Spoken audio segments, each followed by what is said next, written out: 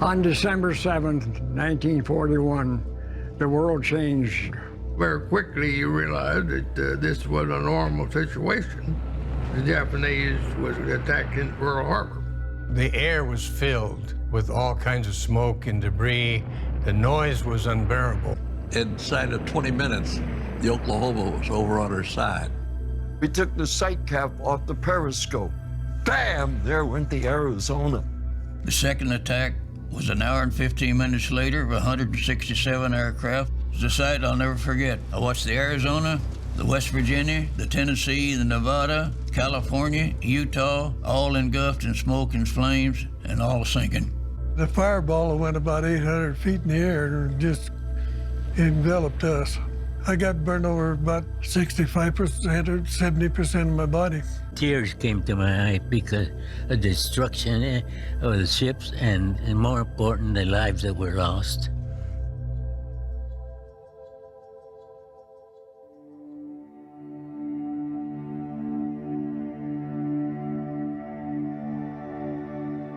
This December the 7th, we will be celebrating our 75th anniversary of the attack on Pearl Harbor. This will probably be the last big celebration. Most of us will probably be gone.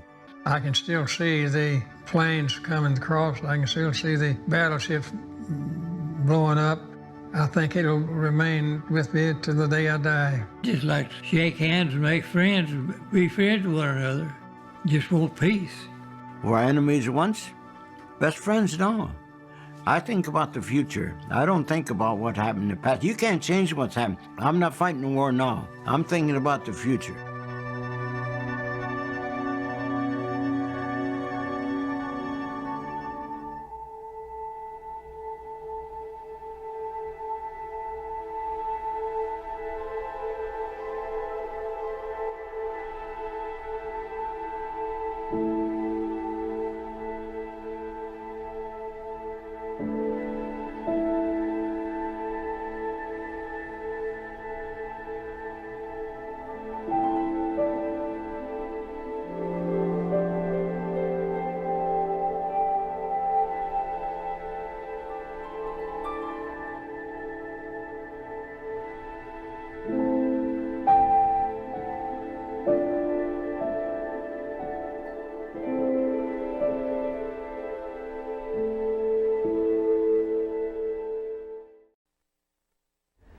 My name is Irving Miller. I was born December 1, 1923, so that makes me now 87 years old. When we got on the boat the following morning, when we went on deck, there were about 2,000 Japanese on board. I thought we lost the war. These were the Nisei, which were Japanese Americans, and they were going to North Africa with us on that ship. It was interesting. So we were stymied at Monte Cassino, and we were withdrawn to Naples, my outfit, and we got on landing craft and made an end run north of Monte Cassino, at a place called Anzio Nutugno, and we stayed on the Anzio beachhead for 4 months, long months, in which we were shelled constantly, and we were bombed constantly, night after night. So it was a day-to-day survival. We, of course, received some casualties. Were you retaliating? Were your guns being used? Of course, we were constantly doing what we call counter-battery fire. So when they would shoot, we would shoot back. You know, it was a great war if they didn't shoot back. Now this went on for a long 4 months, incessantly. We, of course, were on our way to Alsace at the time, which is northern France, which is right on the Rhine River there. But we're in Besançon, and there was a division, or parts of the division, that were in Bruyères that were surrounded by the Germans. And they were getting terrible casualties. And we were support artillery at the time. And who came in to support them and get them out were the Nisei, the Japanese American soldiers. And the Nisei, we call them Nisei, saved this battalion and got them out, but they suffered terrible casualties. And it was a very cold winter, and it was like sitting in an ice box, you know. Well, consequently, I got a case of frostbite, trench foot, and they sent me back to a hospital.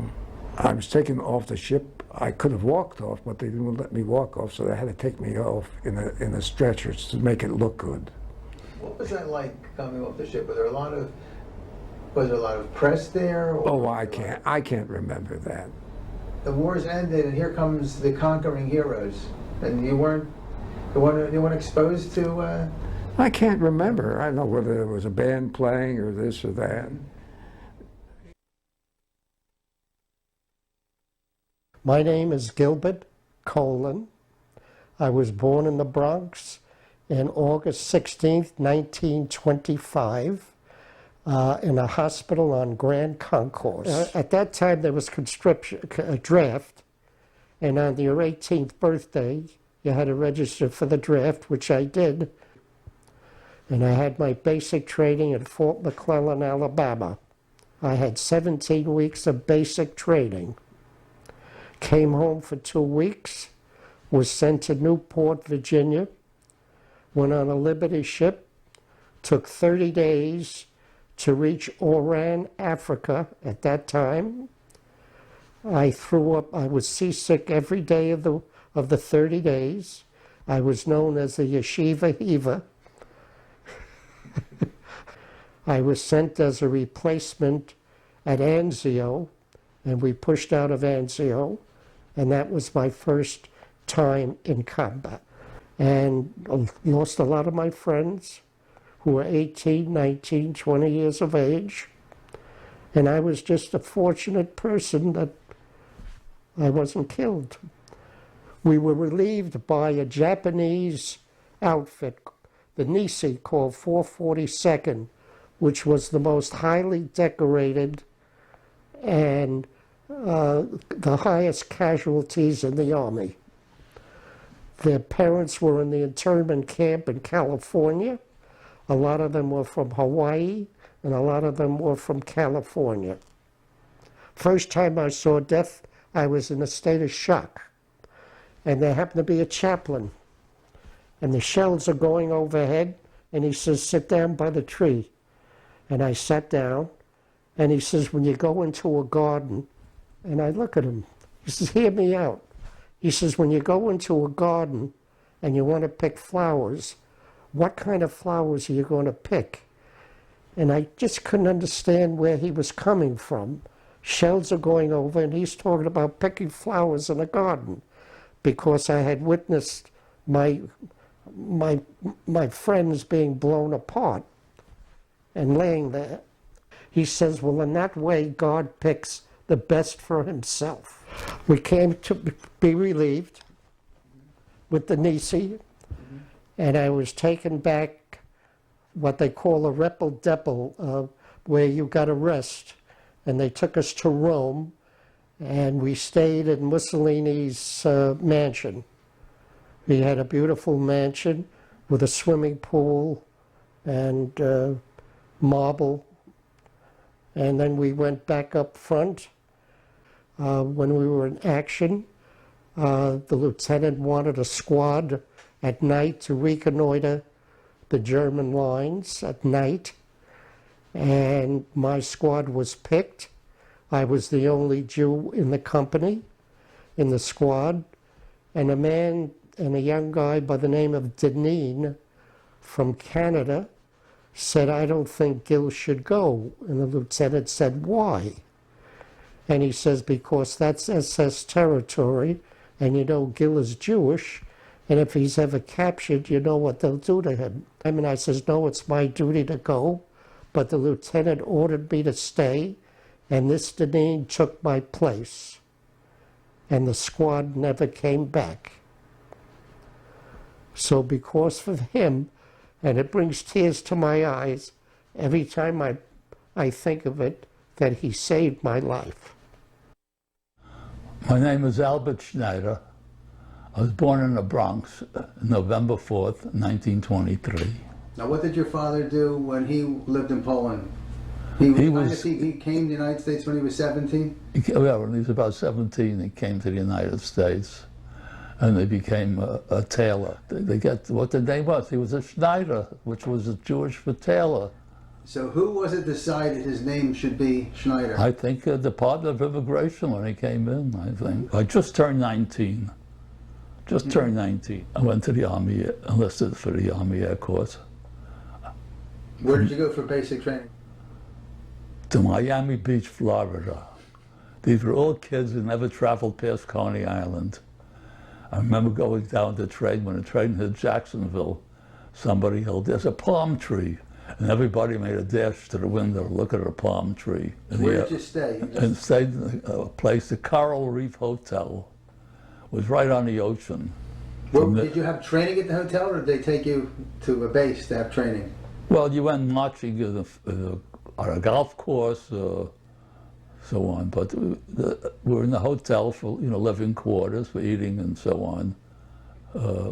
We were on 36th and Collins. I think we ate at a hotel on 32nd and Collins. From there we went to Rome, New York, the replacement center.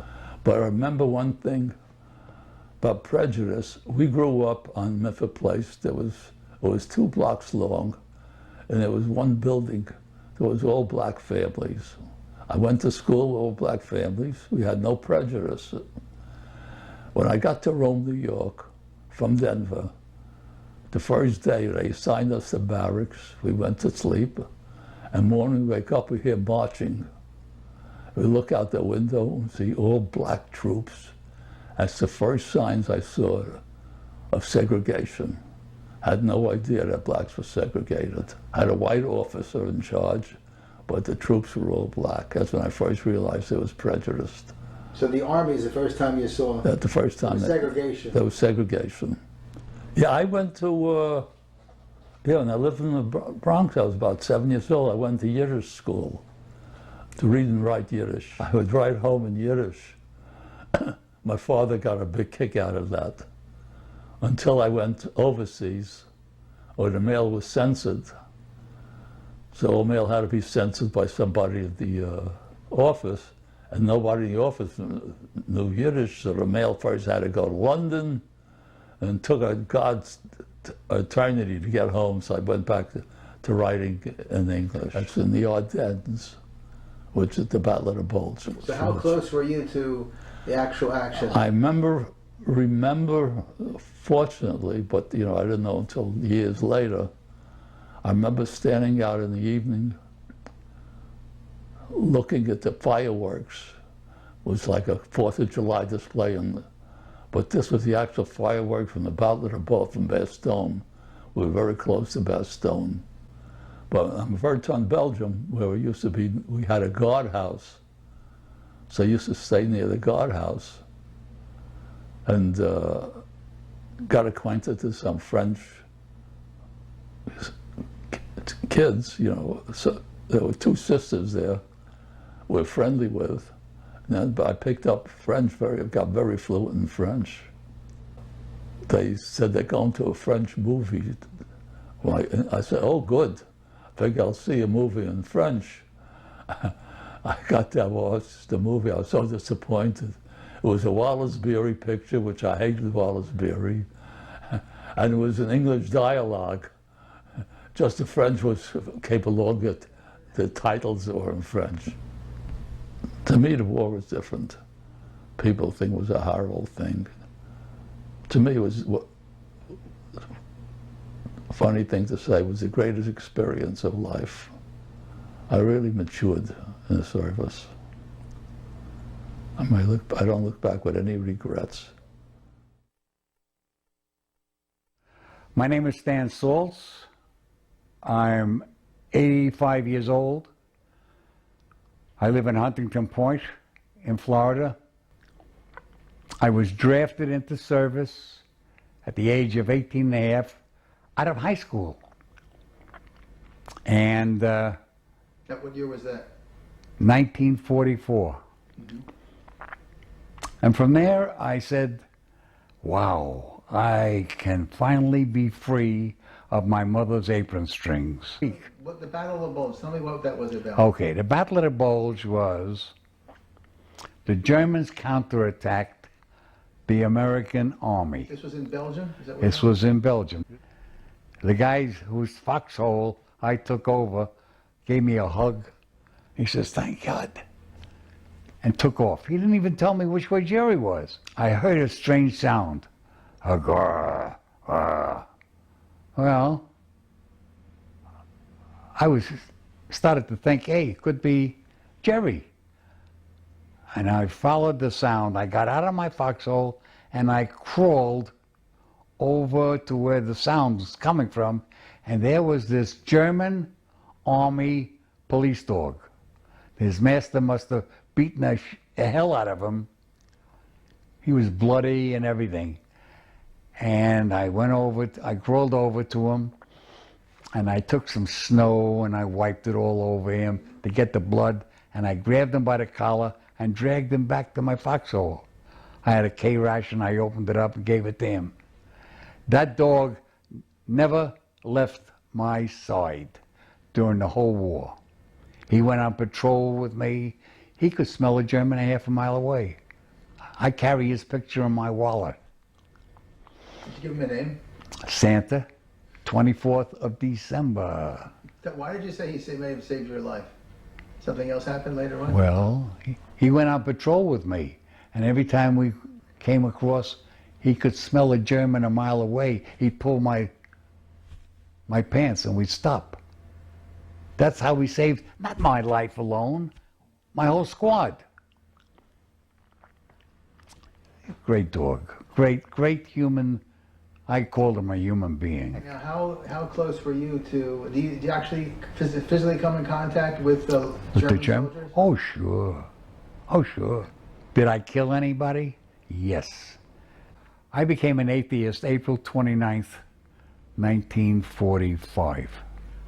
And we were walking through the woods, and we came to a clearing, and I saw a strange sight. I saw the barbed wire enclosure. As I got closer to it, I saw guys hanging over the barbed wire fence in striped uniforms and all that. It was the Dachau, the concentration camp. No one ever heard about concentration camps in service. Well, I knew there was something strange because there was a strange odor in the air. And as I got closer, I realized that this was a camp to kill people. I called the captain got it. We opened up the gates, we went inside. That was the day I said, if there were a God, he never would have allowed anything like this to have occurred. We had a sergeant who had a best friend. He got killed. We found a sniper in that town. Sergeant Fredericks said, "Salts, shoot the mother." Well, I had this guy, he knew he was going to die. And this guy is showing me pictures of his family and all that crap. And the sergeant says, "What are you waiting for?" I said, "I don't know. I guess so." I pulled the trigger and turned around and walked away. Later on, I started thinking, I didn't do anything wrong. That guy was trying to kill us, all of us. And I felt better about that. What happened with your dog, with Santa? Santa. Well, I was going to take Santa home. We were going from, by train from Belgium, Germany to Le Havre. And the train slowed down to a stop. And Santa jumped off the train because he would not, his normal body functions, he would not do anywhere but on the ground. And he jumped off, and the train started up, and I lost him, and my whole squad's cried for a week steady, because that dog saved our lives, all of them. And in fact, right now, tears come to my eyes when I think of it. He, amazing. Did you ever have any pets since then? Did you yourself? No, no pets. No one could ever replace Santa. No, no one could replace Santa.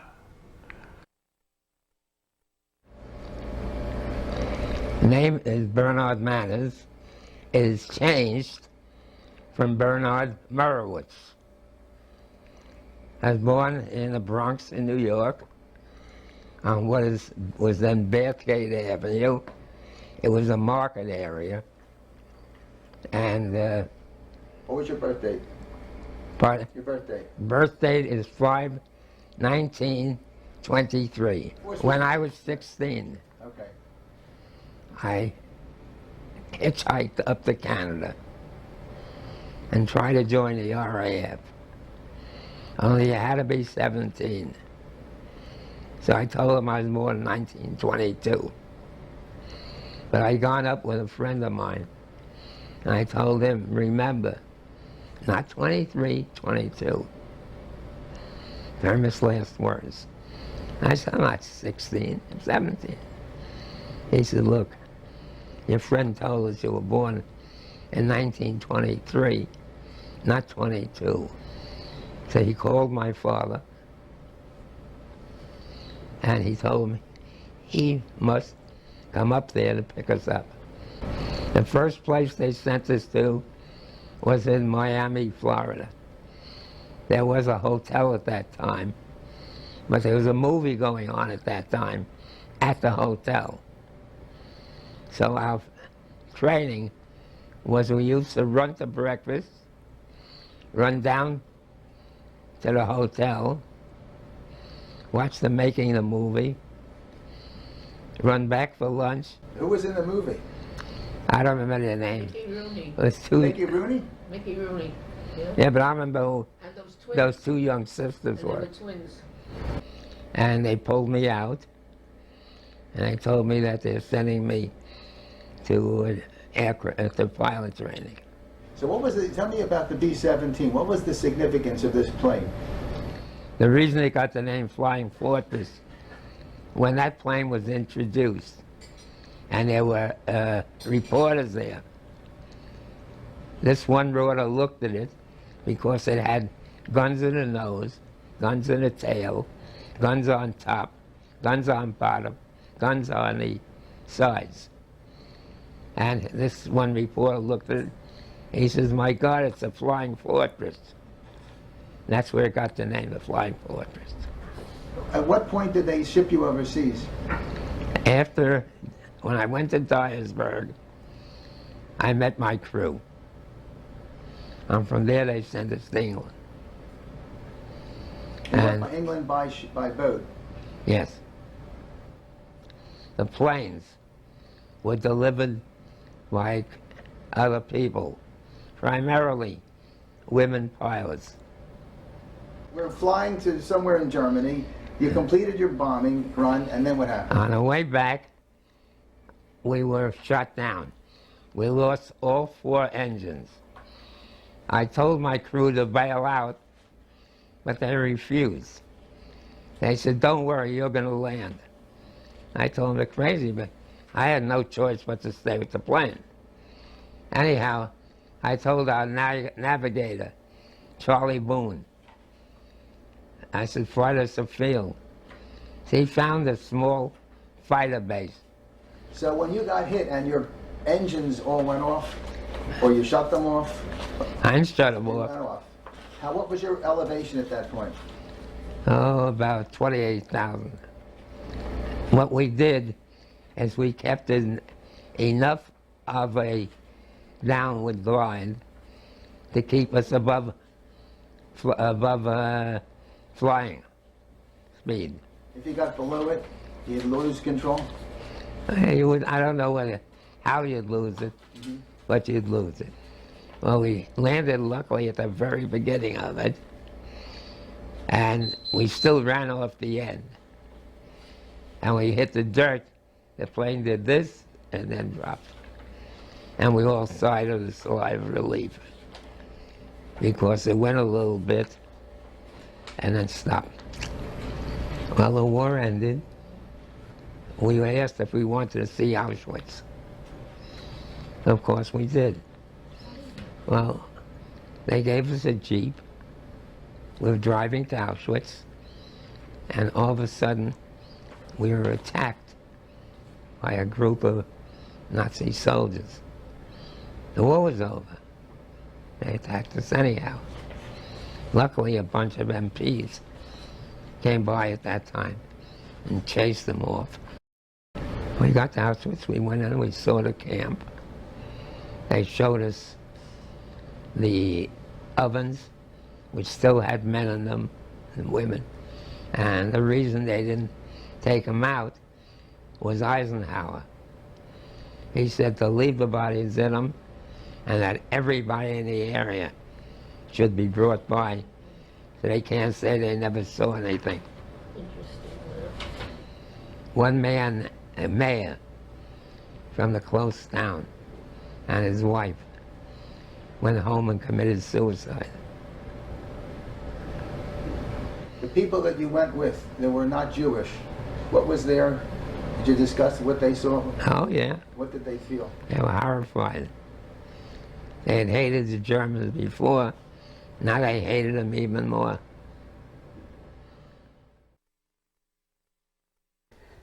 My name is Gerald Burberry. I was born in Frankfurt am Main in Germany 1925. But as things went on, the life in Germany for German Jews were just like American Jews in the United States. We were integrated in the community. We had a normal life. And when Hitler became Chancellor of Germany, things started to change. I don't have to go into the history. It is well known and documented. After Kristallnacht, a German policeman came to our house a couple of days later and said that my father has to come to the police station. At that time, I found that my father was deported from Frankfurt, Germany, from the police station by the Germans to a concentration camp by the name of Buchenwald, which is also in Western Germany. After 4 weeks, I think, my father was released from the concentration camp because of his 4 years of military service. The United States had a very strict immigration policy. You could only immigrate under a number system. And my quota number, my parents' quota number, came to December 1939. The war broke out in September.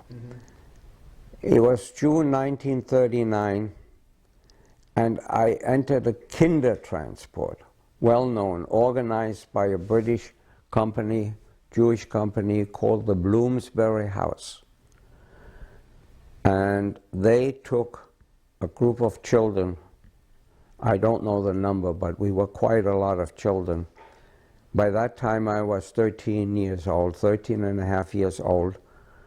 And I believe I was one of the oldest children on the transport. I mean, there were other children my age, but they were mostly young, very young children. They opened up the British military to all branches to friendly aliens, as long as you passed the category. And I volunteered for the Army, and they took me in, and I went to basic training for 6 weeks. They came to me and said, "We would like you to go to gunnery school as an instructor." Big deal, I was 18. I said, "I'm sorry, sir. I didn't join the Army to be an instructor in gunnery school. I came to fight the Germans." By that time, I haven't heard from my parents. And I've heard nothing from my parents other than when the war finally ended in 45, I got information from the Red Cross that they were killed. After Dunkirk, and we were the replacement parts, and I was in the Desert Rats, Montgomery's outfit. We left England on D-Day, and there again fate intervened. My tank landing craft, as the tide went out from England, you know, the channel has tides, as the tide went out, our landing craft got stuck on a sandbank in the channel. And we stuck there overnight. Had to wait for the tide to come back and pick us up and go over to. So I landed on the British, with the British troops, not on D-Day, but the next day. The recruiters came to me and offered me another term, and 1 year and 2 years, would you stay, we need you, and all that kind of bullshit. So if I had stayed, eventually I could have gone up in ranks, but I had only one thing in mind: go to America. Okay. I was planning to go to America the day I left my parents in 1938, 39, because we were ready, my parents were ready to come to the US in December 1939, because that's when our quota number was due. And with what my father and mother went through as far as losing the business and losing everything else, to this day I don't know how they managed. Life really didn't, other than that there was nothing, no activities, no social activities, other than your own family that was still alive. There were not many. There was nothing on. We just day in, day out, the same thing. We're going to America, you know. I never thought that I would be going back to that little island and standing, doing a peace ceremony on that little 8 square miles. It's just unreal. And I'm really glad that I was able to do it. When the war first started, I was out shooting squirrels or rabbits, whatever, with my rifle slung on my back.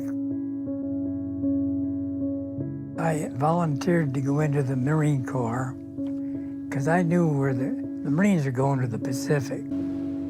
We're going through all kinds of training and maneuvers and getting ready to join up with the convoys that are going to be heading out and going to Iwo Jima. The reason that we were going to take Iwo Jima was we had B-29 bombers flying up over Iwo Jima to bomb Japan. Iwo Jima was full of Japanese airplanes, so they would run up and shoot down these B-29s. We'd bomb the daylights out of Iwo Jima, ruin all their airplanes, but it's only 650 miles from Japan, so they just bring out a bunch more.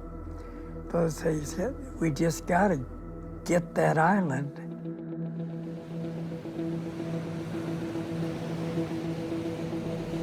There's 360 small craft that each hold 18 men. And they're all gonna hit the beach in 3 waves. They're gonna secure the beach so the rest of us can land. By nightfall, we had 30,000 Marines ashore. The beach is covered with guys that are laying there. As far as I'm concerned, those guys are there for a purpose. I come back and I realize they're dead. I mean, the beach is just covered with dead bodies. By the time they got through, they had 6,800 people killed and 19,000 wounded. So almost immediately, you've lost 25,000 people.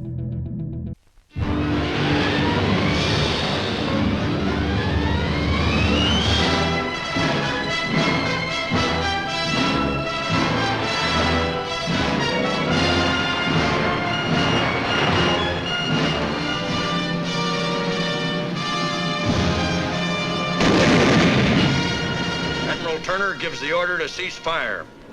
Our guns are quiet as they make the climb.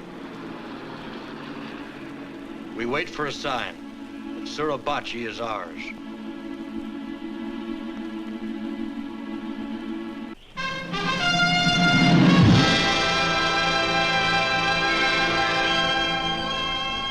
Suribachi is ours, a toehold on the southern tip of the island. But ahead, the main strength of the Jap garrison was entrenched in steel and concrete. The show was just beginning.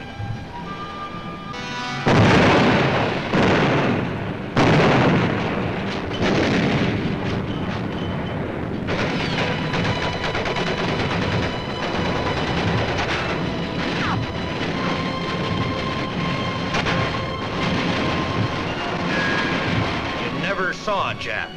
But fire was coming out of every hole and every rock.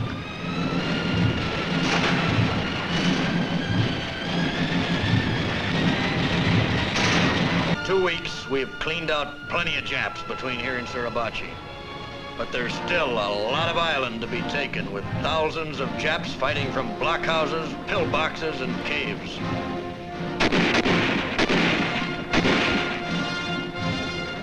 We have to go in and dig them out, one by one.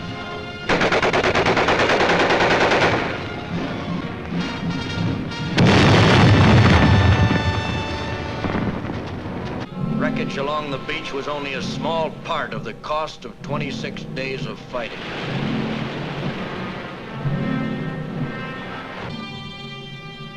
We stacked the helmets of our dead in neat piles. Helmets of 4,000 men who died to take a tiny island somewhere in the Pacific.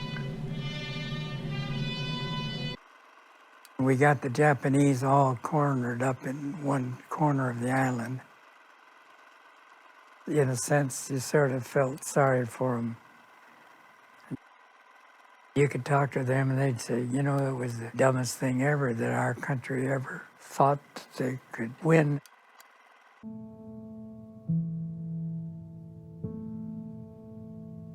You came home from the war, and the first thing you did was get a job, and then you got married, and then you had children, and you never talked about the war for about 20 years. It never came up. There wasn't any reason to talk about it. I was called and asked if I would like to go back to Iwo Jima.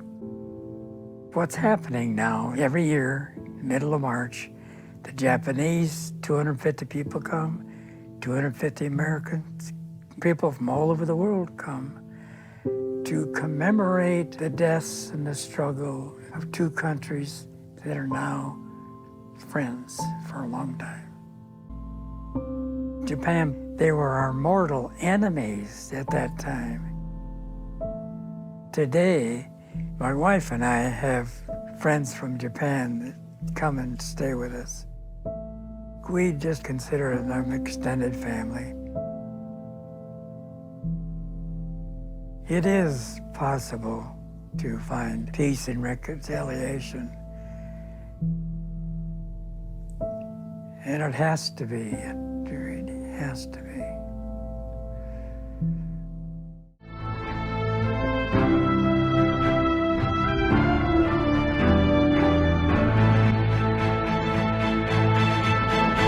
What was it like in Germany when the war ended? You know, they were... Did you hear about Hitler killing himself? You know, the people we ran into, I don't know whether they really understood what had happened. Some of them seemed like they didn't know what was going on.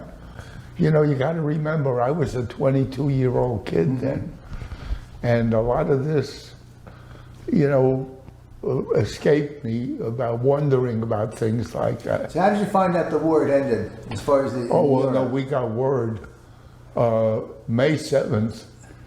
We were told the next day we were supposed to be in full dress uniform because there was going to be a ceremony. Oh, and it was funny. Bob Hope was on a tour, a USO tour, and he was at our base that day. And I have a picture taken standing next to Bob Hope in front of our mess hall. And I met him years later at the Sheraton Hotel in New York. It was an Air Force function. I went up to him and I said, "Do you remember where you were on May 8th? He said, "Oh, yes." I said, "You know, you were my guest at, I forget the base." He said, "Oh, yes, and I remember Jerry Colonna got drunk." That was his comment. Jerry Colonna. Yeah.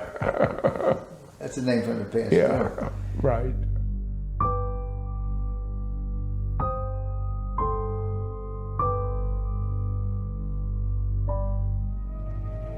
So Bob looked into the face of war, and he knew that the horror of it could never be really washed away by belly laughter. And in this show, the biggest show of them all, the manager doesn't have to hang out the standing room only sign because, mister, when this show is over, some of the audience won't be standing. So we've been throughout Alaska and Africa and the Mediterranean and all over the Pacific, to all those places where no kid would be if our country wasn't fighting for its life. I'd like to thank every kid in uniform for the honor of working for him.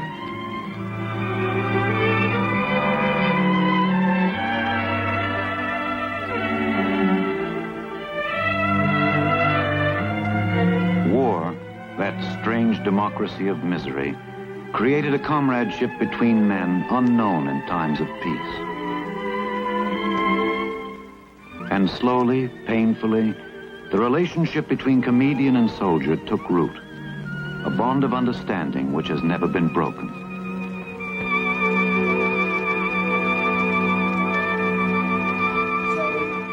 Was there a formal announcement the war had ended? Yes, we had a ceremony, and we all, you know, they read off the names of all the pilots that had been shot down. And it was a very emotional. How many pilots had you lost? I forget how many.